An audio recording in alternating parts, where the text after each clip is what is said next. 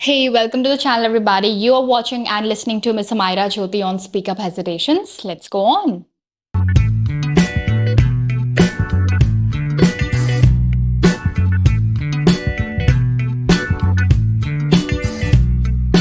Spiritual knowledge obviously आपको धार्मिक बना देगी, लेकिन स्पिरिचुअलिटी के नाम पे जितने भी फॉल्स प्रैक्टिसेस या फॉल्स एक्टिविटीज इतने टाइम से आ रही हैं या फॉलो होती जा रही है ना, उनके बारे में भी आपको पता चलता है और उन्हें कैसे ब्रेक करना है वो भी पता चलता है।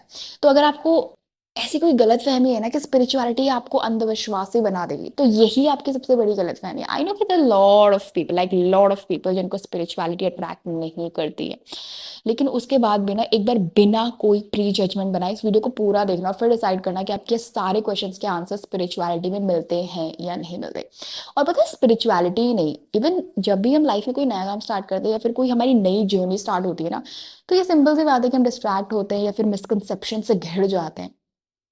लेकिन एंड में हमारी ही सेल्फ रियलाइजेशन होती है जो हमें सही रास्ते पे पहुंचाती है, जो सही डेस्टिनेशन तक पहुंचाती है। तो अगर सही किया तो भी सेल्फ, गलत किया तो भी self. You know what, I am 100% sure कि बहुत सारे लोगों को लगता होगा कि जो स्पिरिचुअली अवेयर्ड लोग हैं वो हमेशा हैप्पी या फिर एट पीस रहते हैं।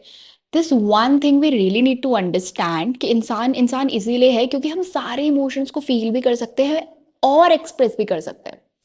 तो ऐसा बिल्कुल भी नहीं है कि जो स्पिरिचुअली अवेयर्ड लोग हैं वो हमेशा मतलब अंदर से शांत रहते हैं या फिर हैप्पी हैप्पी रहते हैं। फर्क पता है कितना है? सिर्फ थिन लाइन का।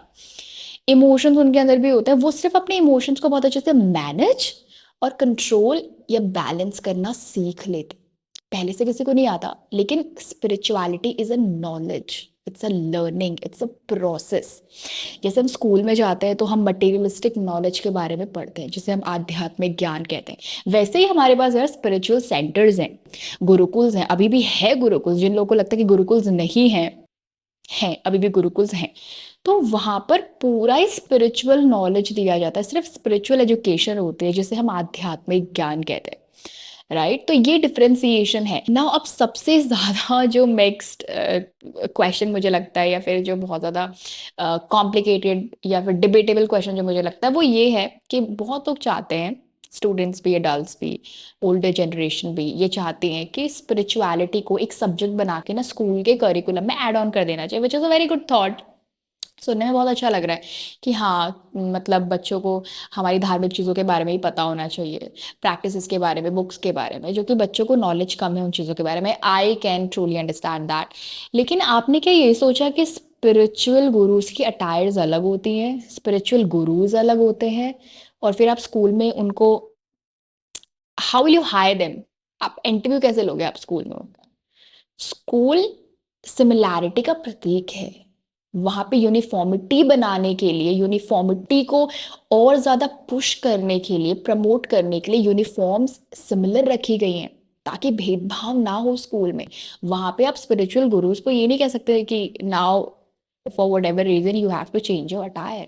पता है इसका रिजल्ट क्या आ सकता है? कि जो लोग प्रॉपर स्पिरिचुअल नॉलेज चाहते हैं ना वो भी एडमिशन लेंगे, राइट? और हो सकता है कि जो बाकी बच्चे हैं वो स्पिरिचुअलिटी से ज्यादा अट्रैक्ट होकर अपनी बाकी स्टडीज छोड़ दें और सिर्फ स्पिरिचुअलिटी में चले जाएं। पूरी देश की व्यवस्था ही बदल जाएगी यार। Like it's literally a practical thing. और जनता में कितनी पावर होती है, आई डोंट थिंक कि ये मुझे बताने की जरूरत है।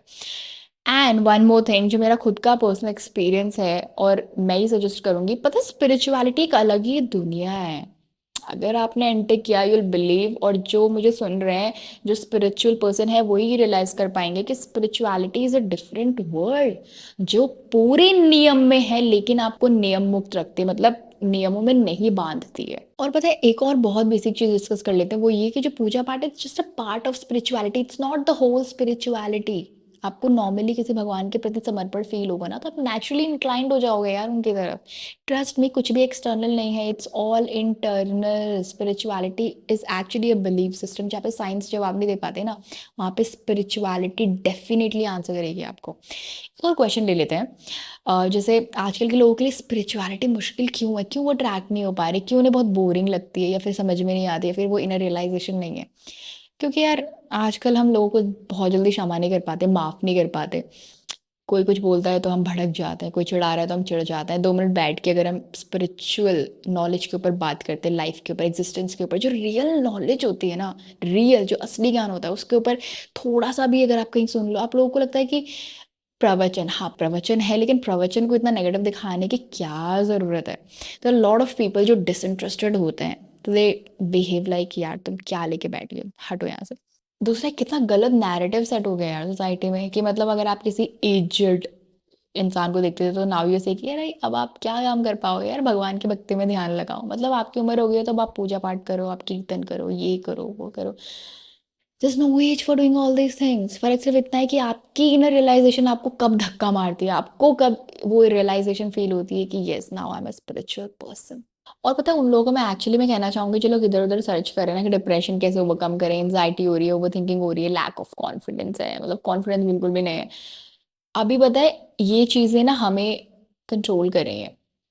इन चीजों को हम तभी कंट्रोल कर पाएंगे जब हम स्पिरिचुअली अवेक होंगे, जब हम एक्चुअली में वो सेल्फ रियलाइजेशन के प्रोसेस में होंगे। क्योंकि आप बिना स्पिरिचुअलिटी को जाने समझे इन चीजों को अपने कंट्रोल में नहीं ला सकते।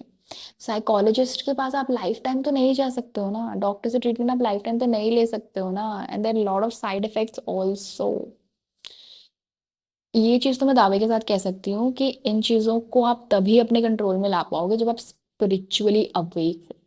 क्योंकि you get that knowledge from spirituality ना। पता स्पिरिचुअलिटी बता देती है कि ये चीजें शुरू कहाँ से हुई है और इन चीजों को खत्म जड़ से कैसे निकाल फेंकना है।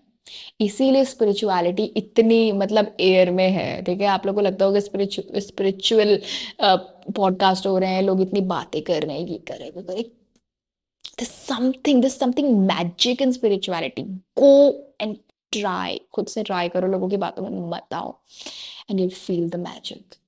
मतलब विश्वास और अंधविश्वास में ना फर्क होता है, और इसका जो ये जो माइनर फर्क है ना, वो हम तभी समझ पाएंगे जब हम अंदर से खुद रियलाइज करेंगे, और वो सेल्फ रियलाइजेशन के बिना पॉसिबल है ही नहीं। So go and try. Good luck, thanks for watching.